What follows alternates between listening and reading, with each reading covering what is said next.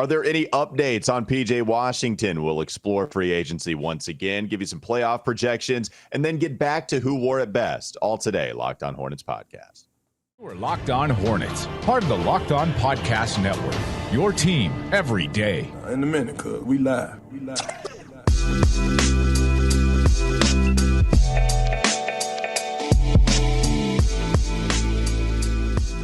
It's Locked On Hornets, part of the Locked On Podcast Network. It's your team every day. Thanks for making us your first listen. We're free and available anywhere you get your pods, and that does include YouTube.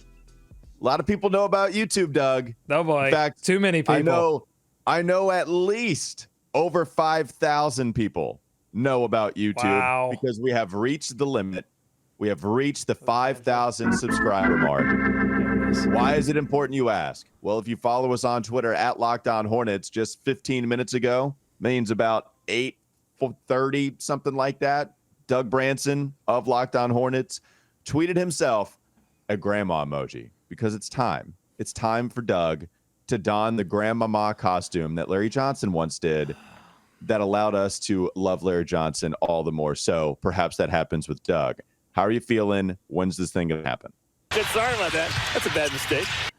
Yeah, shouldn't have made the bet. I underestimated the popularity of this podcast. I underestimated the Sicko Squad, the Sicko Brigade, who have come out in droves to support the podcast, even in these dog days of August. I certainly appreciate it. I will don it. I want to wait until. Well, I want to wait on two things. One, I want to wait until I'm like 100%, where my energy, I don't know if you heard, but I had bronchitis. I'm over it, but I'm still like 90-ish%. I want to be 100% if I'm going to do the costume.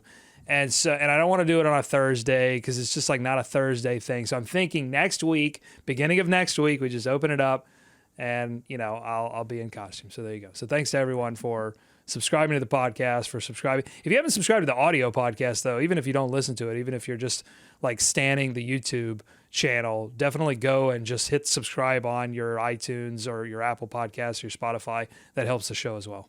We appreciate everybody for doing that. Also, yes, make sure you do subscribe anywhere you get your podcast, and go check out everyhornetsboxscore.com. That's where Doug writes a ton of stuff, including my list, which I know people are asking about. We'll give you the list a little bit later as well.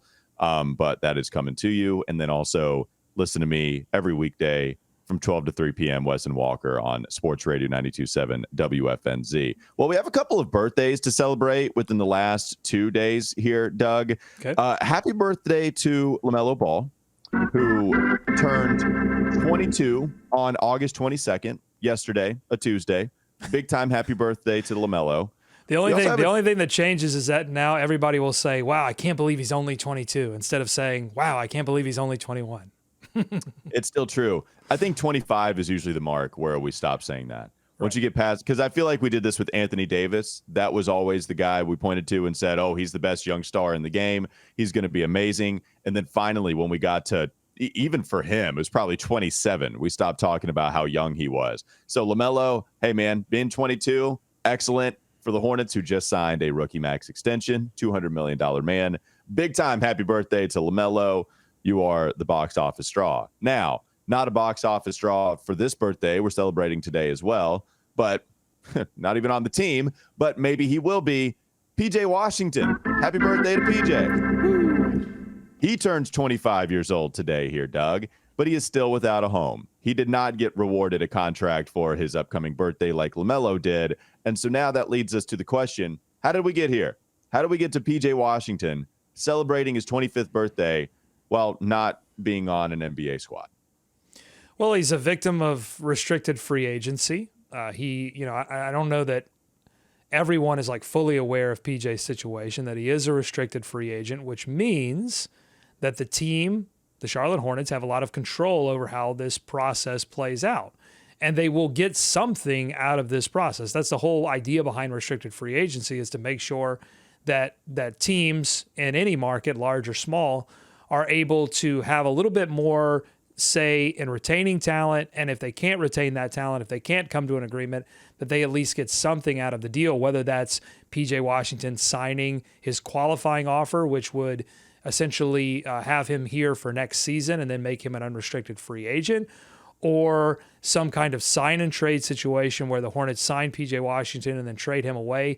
Usually you're not getting a ton of value for that kind of deal, but you would get something as opposed to letting him walk after this upcoming season. Or you do come to some kind of agreement that it meets in the middle between what PJ is wanting, which seems like somewhere around $18 to $20 million, and what the Hornets are wanting to pay, which seems to be somewhere around $13 to $15 million. But we are so late in this process, and I just think the two sides see this very differently. PJ Washington looks at his numbers last season and says, hey, I got the ball more, and I did more with it. I set career highs in a number of statistical categories. I'm a 3-and-D player in a league that values that. And, I want to be paid, something that represents my skill level. And the Hornets see it as, well, nobody else thought that. And so, the market is what the market is, and we don't want to pay over market value. And they just haven't been able to come to an agreement yet. But we are getting really late in this process. It's really kind of, Walker, a little bit unprecedented for the Charlotte Hornets as a franchise to wait this long to sign any kind of free agent. All right, so how far do we have to go back? Because if it's not completely unprecedented, do we have another example? The Hornets historian, everyhornetsboxscore.com, when we're 137 years old, we'll finally have reached that limit, and maybe not even by then, of exploring every box score. While you explore the history, do we have an instance of this happening before? Not in the current, like Bobcat, the second run of this franchise. So Bobcats 2005 until, now.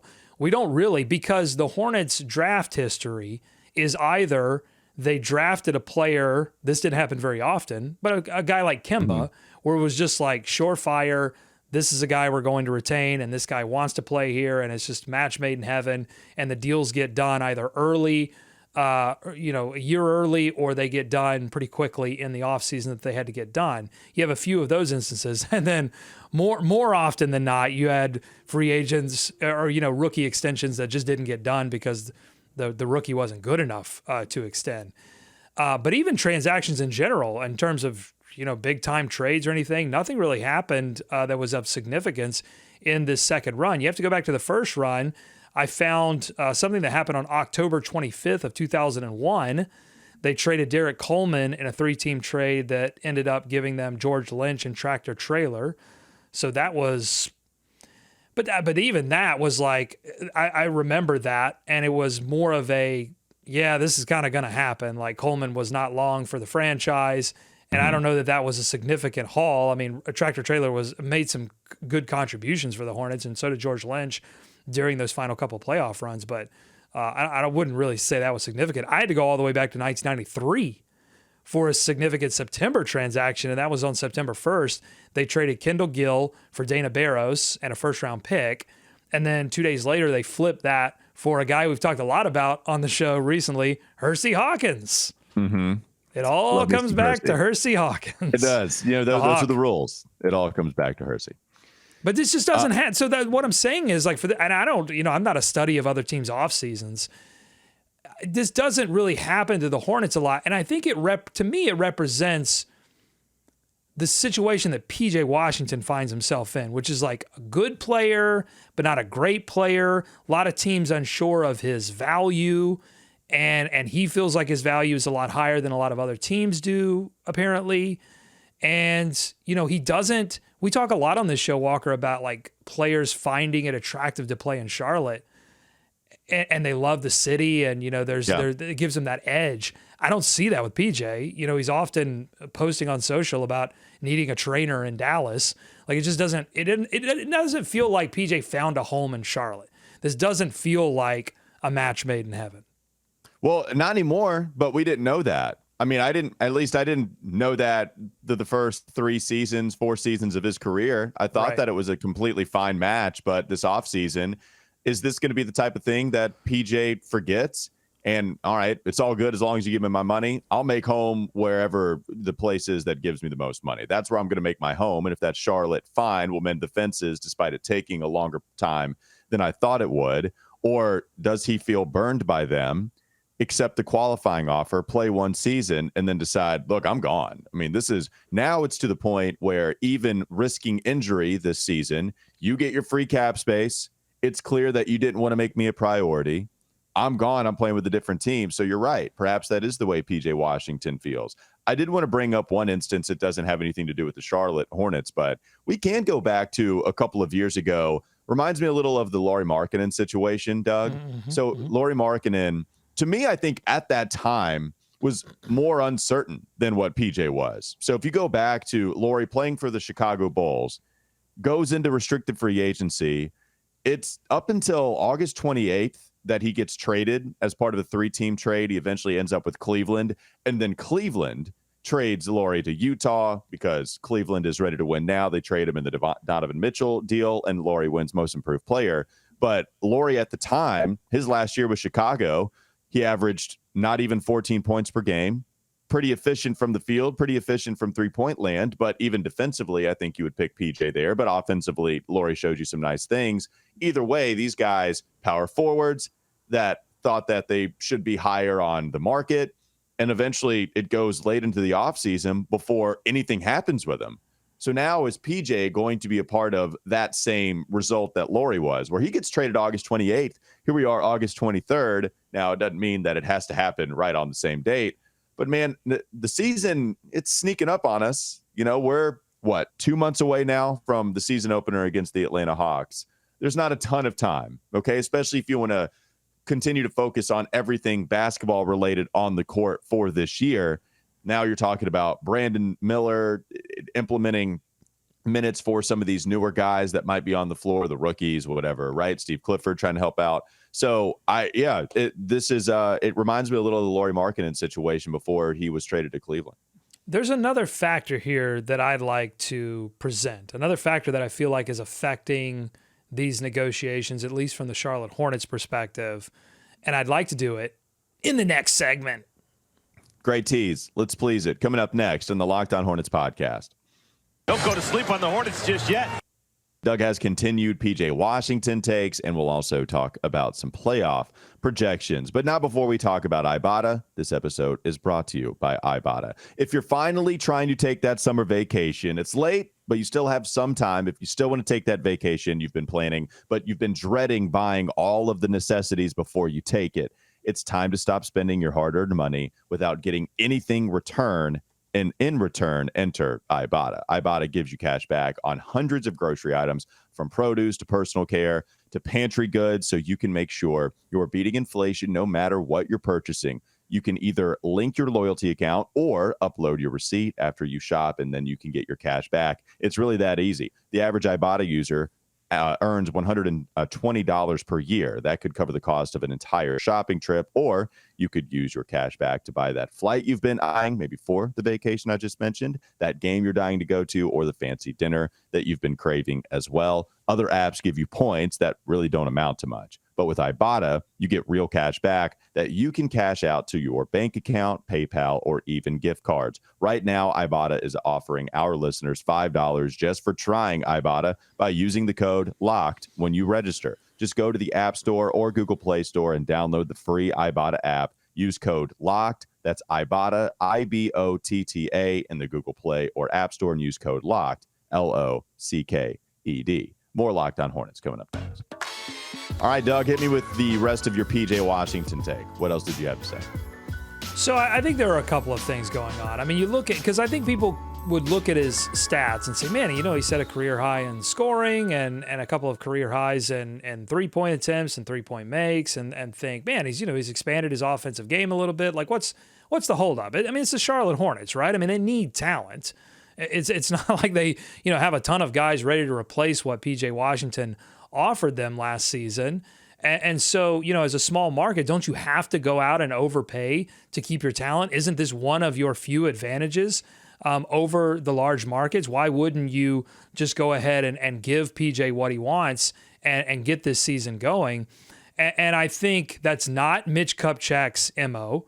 I think Mitch Kupchak always looked at the Rich Cho era as a big mistake in terms of the Hornets committing maybe a little bit too much money to a few players that locked up their books in order to retain that talent and keep running it back. And I don't think that that's in Mitch Kupchak's DNA.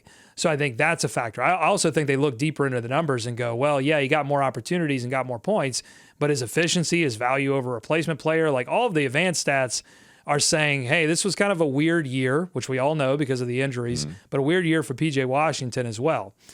But I think the other factor that we haven't talked about is the fact that the Hornets seem to be super happy with the development of Mark Williams. They're confident. I think we're confident in what Mark Williams can become for this team. They got the second overall pick, and they are very excited about Brandon Miller and what he can become. And so when you have this pipeline of young players ready to step up and take over for the team, I think it alleviates some pressure as a franchise to go and retain talent that maybe hasn't fully proven itself to be star level. You got two players in Mark Williams and Brandon Miller that could be stars.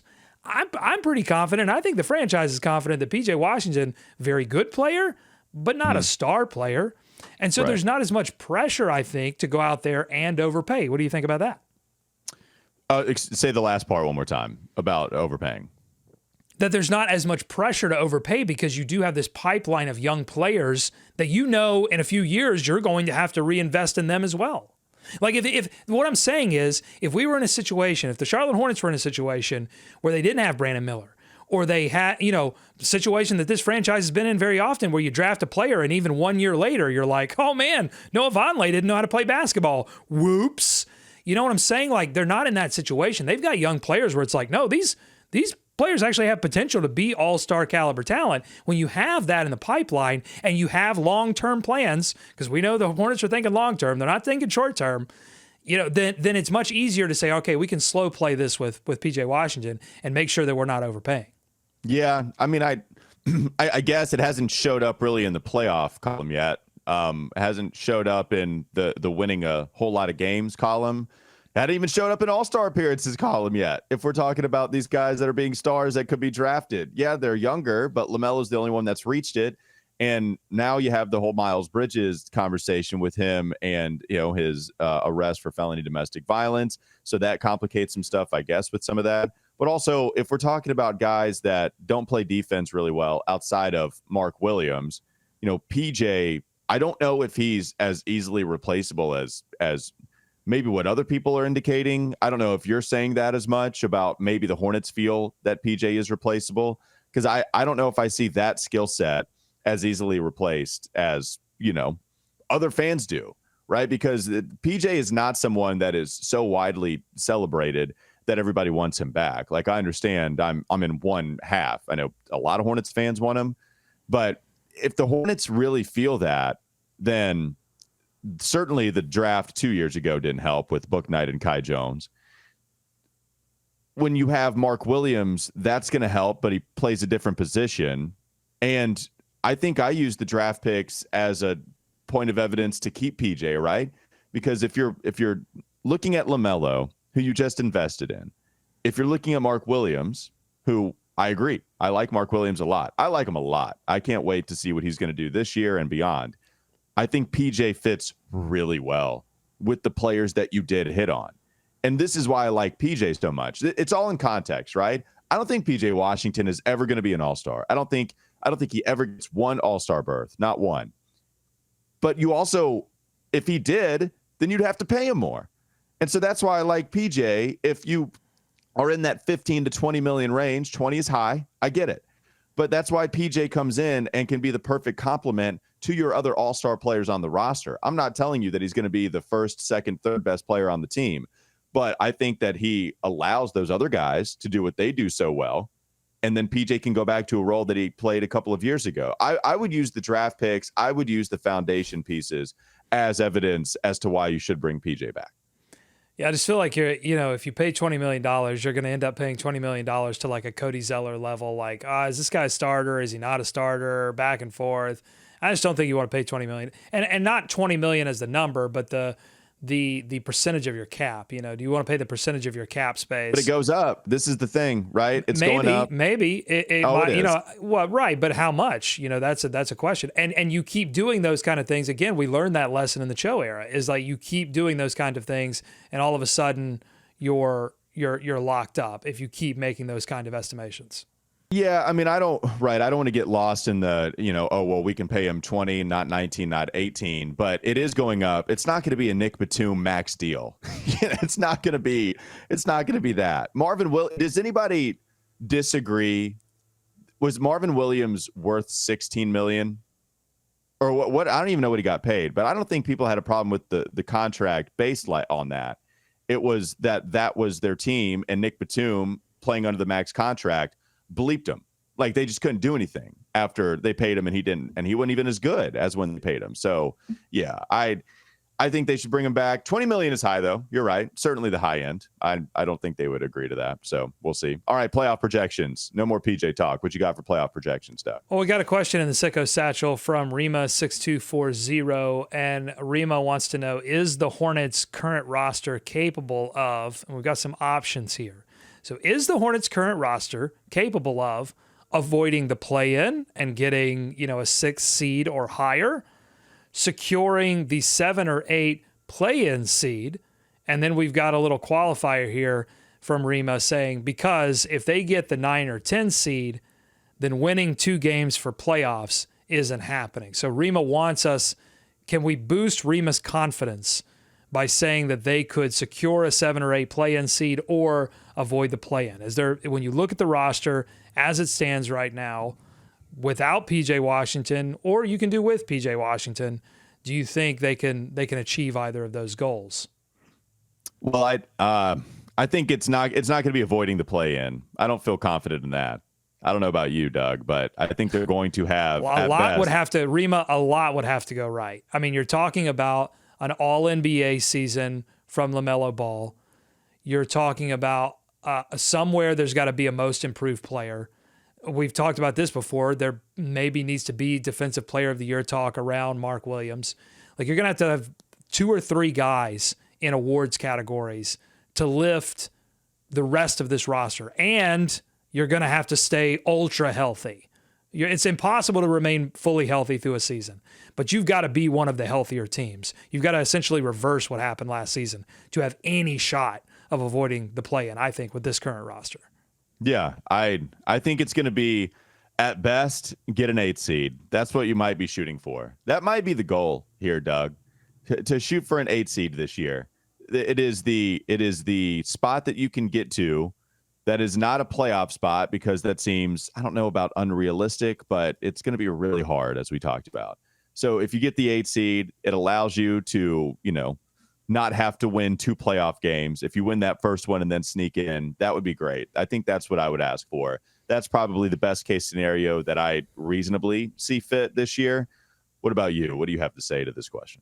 Yeah, because, I look at the Eastern Conference. Milwaukee, Boston, maybe Philadelphia. That if Philadelphia completely implodes, there you've got if Harden leaves, and then there's talk of Embiid, maybe leaving as well. If all of that just comes apart at the seams, either before the season gets kicked off or in the middle of the season, then there's a team in the top 6 that could dive out. I think Cleveland's going to hang around. Maybe New York takes a step back. Brooklyn, I think, is they've got a really nice little core nucleus that overachieved last year. I expect them to stay up, but anything can happen, right? Health is a big issue for a couple of these teams that are in like 4 to 6 range, where 1 or 2 injuries to major players are going to knock them out. Miami is going to be, if they get Damian Lillard, they'll jump up into top 6 contention. The Raptors are going to fall out. They were a 10th seed last year, I think. I think a 9 or 10 is the most. To me, I don't even think 8. I would say 9 or 10 is probably where I have them. And I think Rima is answering the question here by saying, if they get to 9 and 10, then winning 2 games for playoffs isn't happening. Well, if you don't believe that that's a possibility with this roster, then you're really answering your own question about where you think this roster is. Well, one thing on the playoff projection I haven't heard yet that I think is important to note. If you look at the teams that did not even reach the play-in last year, okay? So the 3 that come to mind, it's Indiana, Orlando, Detroit. You also have Washington in there. But even if Jordan Poole averages 30 points per game, Washington is the team that's pretty clearly tanking after trading all of what you might consider to be an asset, right? Right. So if you have those other 3 teams, they are having the same conversations we are. They are somebody in their sicko satchel is asking, hey, can they avoid the 9-10 game because the Pacers ain't winning 2 games? The Orlando Magic aren't winning 2 games. Is this the year that Detroit finally makes a jump? And sure, you can roll your eyes at it, whatever, but other people are rolling eyes at our situation too.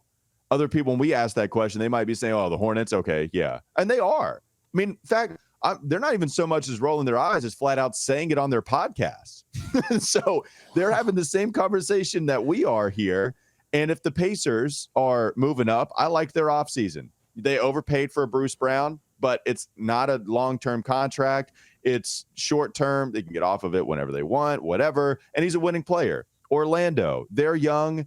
Are they going to – I don't know what kind of veterans they have, but I know you wanted Joe Ingles, so there's like a veteran that can come in and shoot a little bit. Does Orlando surprise? There are surprises every year. So when we're thinking about all the teams ahead of Charlotte, man, you also have to pay attention to who you're with right now because they're trying to be on that same path with you. Yeah, but those teams don't have LaMelo Ball, okay? Those teams don't have Mark Williams. Those teams don't have Brandon Miller. That's right. Miles Bridges, too. Yeah, those teams don't have PJ Washington, but neither does Charlotte. They don't. You're right. They don't have PJ so here's the thing. If it happens, though, if they do sneak into the playoff discussion, it will be a total shock. I mean, that's what we have to understand. And I think that goes for the next couple of seasons. If the Hornets end up being playoff teams, it will be a shock to fans. It's going to be a shock to the NBA world. And honestly, if you go back to the 2016 team, the last time this team made the playoffs, that was a shock. That team, it wasn't like we went into that season believing that was a playoff team. Certainly didn't believe that it had the potential to be a 3rd seed. And even if you go back and look at that season, if you look at just the All-Star break, that team heading into the All-Star break, I don't think you and I, if we go back into the archives, we're talking, woo, 3rd seed, we're going to get home court. No, it took an incredible post All-Star break run by Steve Clifford and Kemba Walker and Al Jefferson and Nick Batum playing at his max Nick Batum and Jeremy Lin playing at his max Jeremy Lin, and a series of wins to get that team into the playoff race. It was incredible. And then it all ended because of a purple shirt guy. So what I'm saying is it's going to be a shock when it happens. So, why not? Just stay sick, keep believing. You brought up a lot there as to why they got to the postseason. You didn't bring up the most important reason. It's that PJ Hairston wore it best. Speaking of wearing it best, coming up next on the Locked On Hornets podcast. Oh, you didn't get any of that, did you? You were paying attention to something else as I said it. Well, there was some technical difficulties there. I couldn't hear you. So that's what we're dealing with here on a Wednesday show, on a hump day show. Man. I'm sorry. Was it important? Did you say something interesting? Well, did you say something insightful? Did you say something beautiful? Did you say something poetic? No, let's move on. Locked On Hornets coming up next. I hope it actually was recorded. That's going to be the thing. I said PJ Hairston is the reason that they actually made the playoffs. He wore another it best. PJ. Oh, it's a PJ show. And then I said, speaking of wearing it best, coming up next on Locked On Hornets. And that was a great tease. I wish I would have heard it. Yeah, it was great. It was amazing. Let's talk about it. Final segment, Locked On Hornets. All right, Doug, who wore it best? It's been a long journey. It's been through 2 off seasons. We were focused on our list for a while. Now we have to go back to who wore it best, and we need to grind, honestly. How many more do we have? How many have we gotten through so far? We're at number 18. Yeah, we need to grind big time. 1, 2, 3, 4, 5, 6, 7, 8, 9, 10, 12. We got 16 left, looks like. Okay. But we're going to grind because we've got 3 straight that are going to win by default. Starting with number 18, Miles Plumlee. Welcome. I refuse. There's no way. We can't give it to anyone else. There's no. He's the only person that wore the number 18. He wore it for a very short time. He represents really the worst of the domino effects of the Lance Stevenson debacle. He represents, I think, some of the worst instincts of the Michael Jordan era of team ownership, philosophy of Rich Cho, I think, giving in a little bit too much to the demands of the franchise and not really thinking, like putting his foot down and saying, no, we cannot bring Miles Plumlee. That is not the answer. But thus he wins Who Wore It Best. I know Who Wore It Worst is what we're going to call this one specifically for the 18th jersey. I remember being on radio when this trade came in because it was, I think, right at the deadline. It was certainly in season.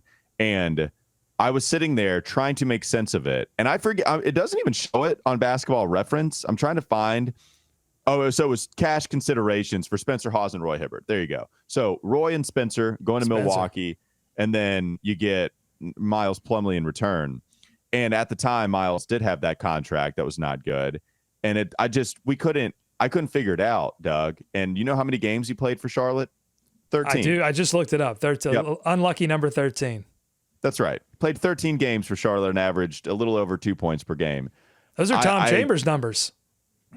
The Tommy gun. Miles wishes he was Tom Chambers. All right, what's next? I don't want to spend more time on Miles Plumlee. What do you have? We spent a lot of time on Miles Plumlee. All right, next is going to be number 17, and that belongs to Bryce Drew, 2002. Bryce Drew, coach's son. More games for him, 61 games for Bryce Drew, a little over 3 points per contest. Good three-point shooter, as you might remember from his Valpo days, 43% from the three-point line. Yeah, man, Bryce Drew, I'm okay with this. You know, I had a Charlotte Hornets Bryce Drew card. That's my analysis on that. We can move on to the next one. Yeah, it was some weird players that came along through that, like, very late first run. There was the Kirk Aston draft pick. There was Bryce Drew. It's a lot of players who you were like, wow, this team's really phoning it in right at the end. They're ready to move on to New Orleans. He's got a cool turning moment. Let's draft Bryce Drew. Yeah. Sure, why not? Finally, number 16 is also a winner by default. This one's kind of a sad one. I don't want to make fun of this one, really. It's Scotty Lewis from 2022.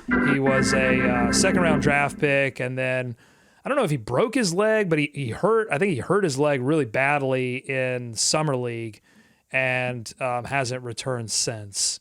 So that was a tough one because that looked like a second-round pick that was going to be like a Mitch Kupchak special, a guy that was lengthy at the guard position, gave a lot of effort on the defensive end, and could have been something, and then it just didn't work out. So, yeah, he underwent surgery to repair a broken left leg that he sustained during the NBA 2K3 Summer League practice session. Yeah, so practice. So that happened in July of 2022. And then you just never heard from him after that, So, yeah, played at Florida, was one of the later second-round picks, athletic, somebody that I think people liked in the Summer League mold, perhaps could have, bounced around in the NBA, something like that. But, yeah, a broken left leg really did him in. Okay, I want to save the next one because we just did 16. Mm-hmm. So you know what that means. You know what's next. I do. Do you know what's next? It's 15. Are you going to say it? It's 15. And so we know who's going to win this one, but I think we need to, I don't want to leave it. I think we need some breathing room to honor the number 15 and the player that ultimately I think the Hornets will honor this jersey number. That could, I don't know if that we want that to be the talking point here. Will they retire that number?